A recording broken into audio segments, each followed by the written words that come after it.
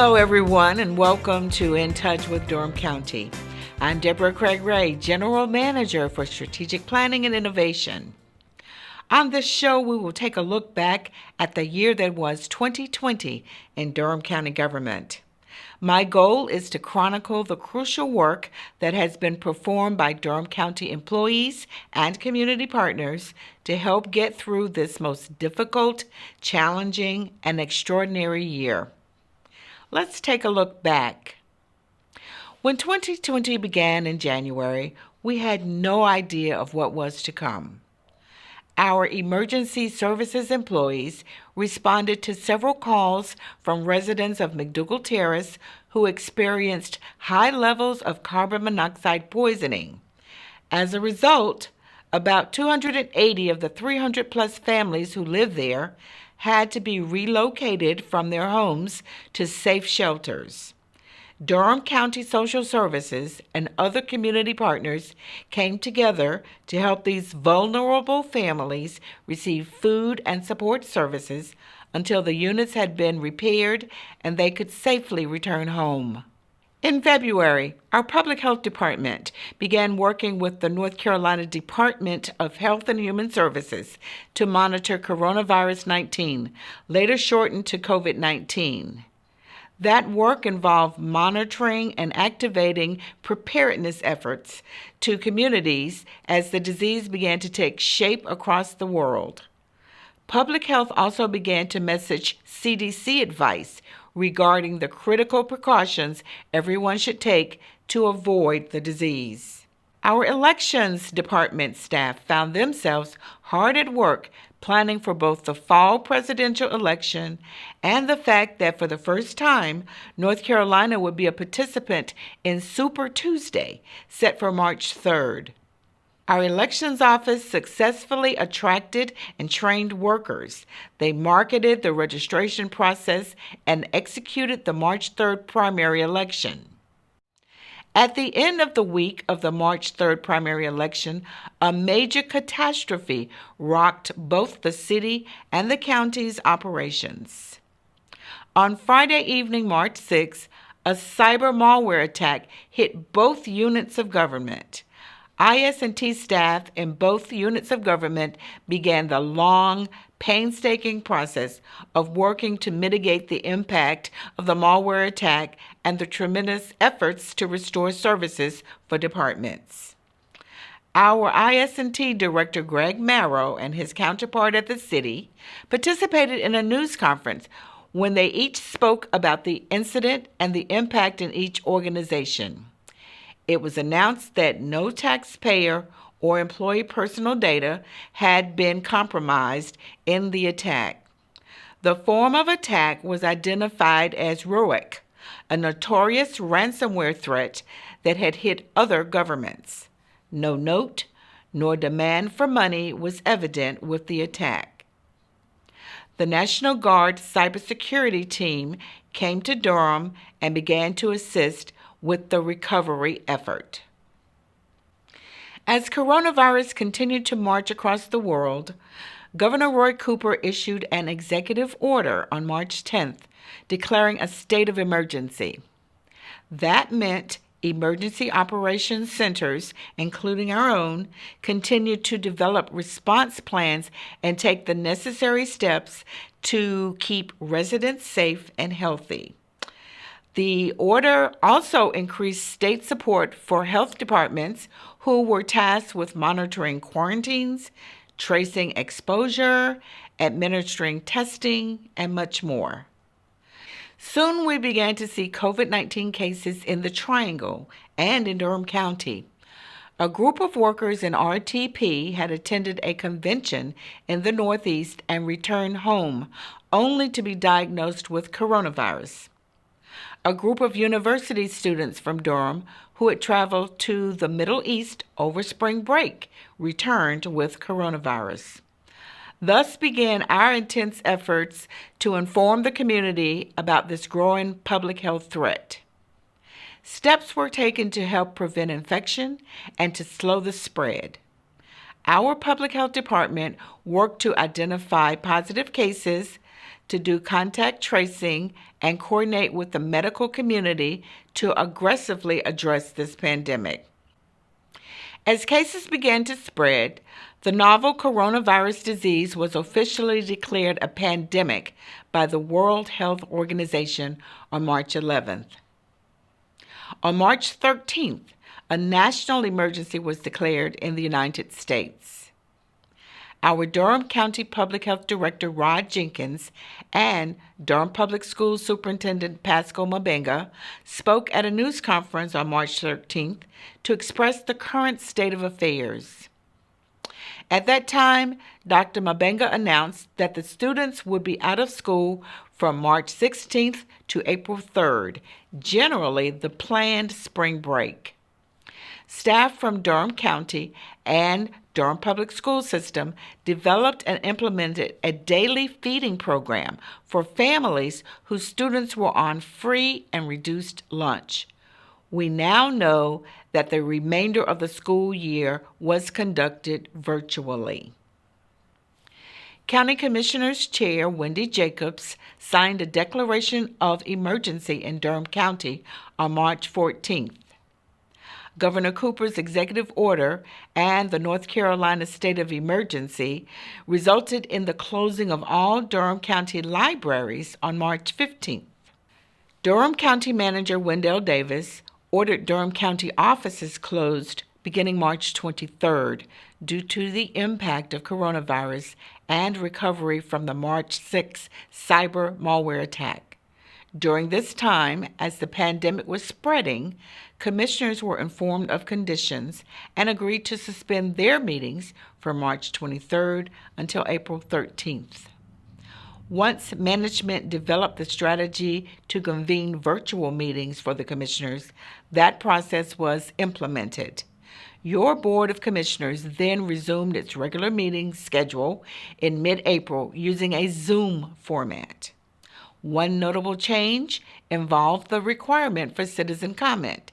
Citizens must now send written comments to the clerk to the board ahead of the meetings, and they are now read with the appropriate agenda item. From the beginning, the county manager, general managers, and department heads held daily communications to share updates on operations and challenges that emerged as Durham County responded to the twin challenges that resulted from addressing a cyber malware attack and the coronavirus pandemic. The Emergency Operations Center staff conducted daily virtual meetings with key leaders of city and county government to address challenges and stay on top of trends as the cases began to escalate. Several task forces were created using Durham County employees to plan and respond to critical needs, including food delivery to the most vulnerable and sheltering the homeless in safer conditions. To the extent possible, many Durham County employees began teleworking as county departments were still operating but generally scaled back. Thankfully, our departments had developed continuity of operations plans, and with a few updates and pivots, major Durham County services continued to be available to the community.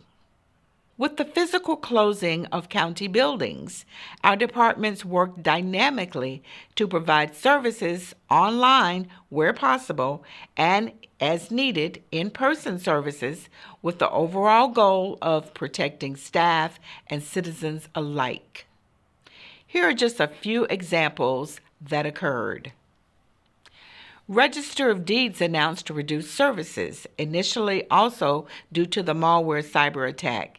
Eventually, as technology was restored, online records became available and appointments were offered. Social Services operated with limited staff on site by rotating its staff. Mandated and core services were provided, including Medicaid enrollment, food stamp enrollment, child protective services, adult protective services, child support, and more. Durham County Public Health developed a rigorous public information response that included the creation of a dedicated website for coronavirus information available in English and in Spanish. Public Health Director Rod Jenkins began to tape weekly videos to inform the public on current trends and critical information. They were posted on social media and Durham Television Network. At the same time, normal clinical hours were restored and patients were seen by appointment in family planning, communicable disease, maternal health, and more. Some services, such as the dental clinic and nutrition, were suspended for a time, and staff were assigned to other areas of public health. Durham County, like most governments, has many operations that operate on a 24/7 basis, such as Durham County Youth Home, Office of the Sheriff, Durham County Wastewater Treatment Plant, Emergency Medical Services, and more. These operations, along with agencies that have to support them, such as General Services, maintain normal operations despite the pandemic. Durham County Public Information staff moved into action to develop and place relevant service updates on the county's website and social media. The Durham County TV show was suspended temporarily and resources were reassigned, allowing department heads to tape timely weekly videos describing the current state of their operations. Those videos were placed on social media and Durham County's YouTube channel. Some of these services and messages came from Donna Rewalt, Cooperative Extension, Tammy Baggett, Durham County Library, Derek Bowens, Durham County Elections, and Janine Gordon, Durham County Social Services. Most critically, Public Health created and posted a coronavirus data hub to give real-time updates on the number of cases, hospitalizations, recoveries, deaths, related demographics, geographic information, and other key metrics about the cases. In addition to the state of emergency, over time, several stay-at-home orders were implemented by Mayor Schewel and Chair Jacobs to help flatten the curve. As Governor Cooper put the state under similar closing orders, Durham County's rules were sometimes even more strict. The requirement of mask wearing was implemented in Durham County earlier than in other areas, and that resulted in Durham County's lower rate of cases. Over the spring, work continued. A budget was approved by commissioners. Federal funds were obtained to support vital programs in our community, such as obtaining more PPE for workers and the community, providing groceries for food-insecure families, and sheltering homeless individuals in safer environments. These funds came from the so-called CARES Act. In May, Chair Jacobs and Mayor Steve Schewel appointed a recovery and renewal task force to help develop Durham's successful recovery in the face of the pandemic.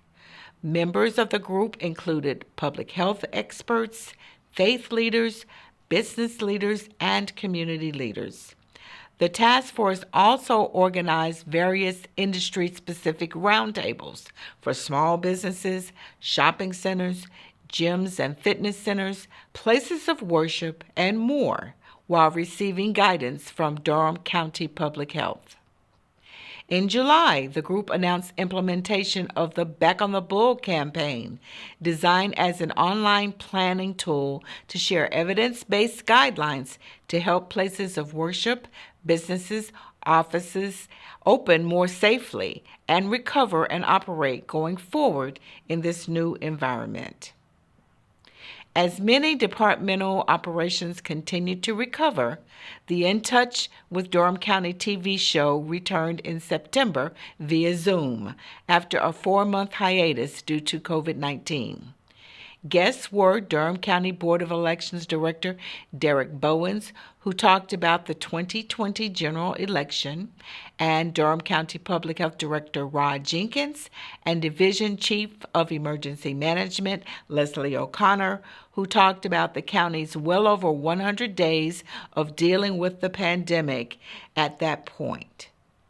Other topics of the show have explained helpful techniques to assist parents who are managing virtual learning for their children, an impressive joint program providing grants and loans to Durham small businesses impacted by COVID, and the new tax relief programs from Durham County Tax Office. We're going to take a quick break. When we return, we will continue to review Durham County's 2020 with a reflection on economic development, departmental awards, and important new leaders.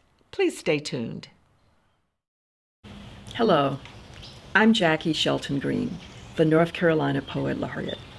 Even in times of despair and hopelessness, there is an opportunity to become better as humans and to build stronger communities. Take care of yourselves and each other. Help by following public health protocols. Knowledge is powerful.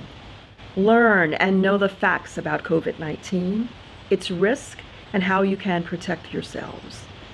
Social distancing doesn't mean social isolation, but instead it offers a new way of building community.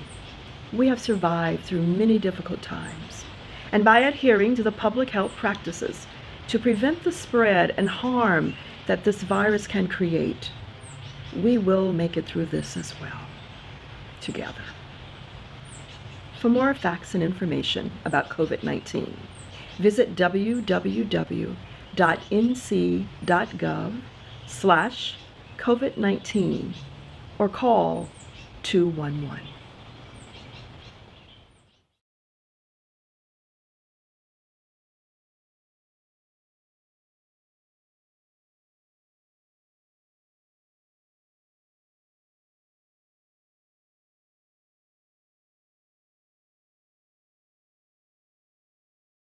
Welcome back.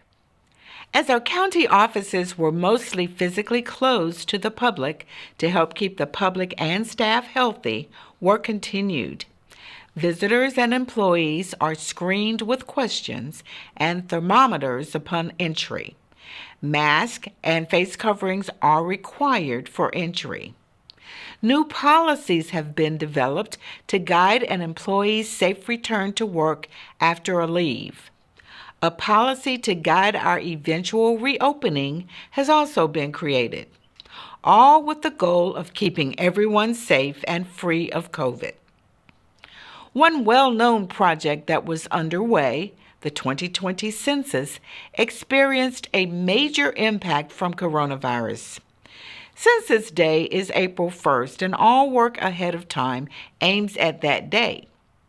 Our Durham County Complete Count Census Committee had worked on finding other ways of marketing the census when the federal government suspended all efforts and pulled workers from the field for several months. Our team used Zoom presentations, a census parade, census videos, websites, a census sweepstakes, articles and newsletters, social media, emails to faith leaders, and more to continue to press the census message. Significantly, the final date was moved several times, but in the end, the 2020 census was called on October 15th. We hope that we will receive our fair share of federal dollars over the next 10 years. Challenges notwithstanding, our Durham County departments continue to be recognized for delivering award-winning services. Some 2020 examples included the following. Durham County's IS&T department and Durham County was recognized as a top 10 digital county for its population category by the Center for Digital Government and the National Association of Counties. Durham County came in at number 3 in the nation for the population category of 255,000 to 499,000. The new Durham Main Library that we hope will open soon received the 2020 North Carolina AIA Honor Award, the Freelon Award, and the 2020 Isosceles Award. Sheriff Clarence Burkhead led Durham County Sheriff's Office to receive full accreditation from the Council on Accreditation of Law Enforcement, CALEA. CALEA accreditation serves as the international gold standard for public safety agencies. Wonderful news. Despite the pandemic, one surprising bright spot has been that we continue to attract new companies and to expand existing ones. Here's a look at major companies that impacted our economic development in a positive way. Eli Lilly and Company announced a $474 million investment, which will yield 462 jobs. Nuvotronics announced a $50 million investment to bring on 150 new jobs. BioAgilytix Labs will bring on 878 jobs with an investment of $61,500,000.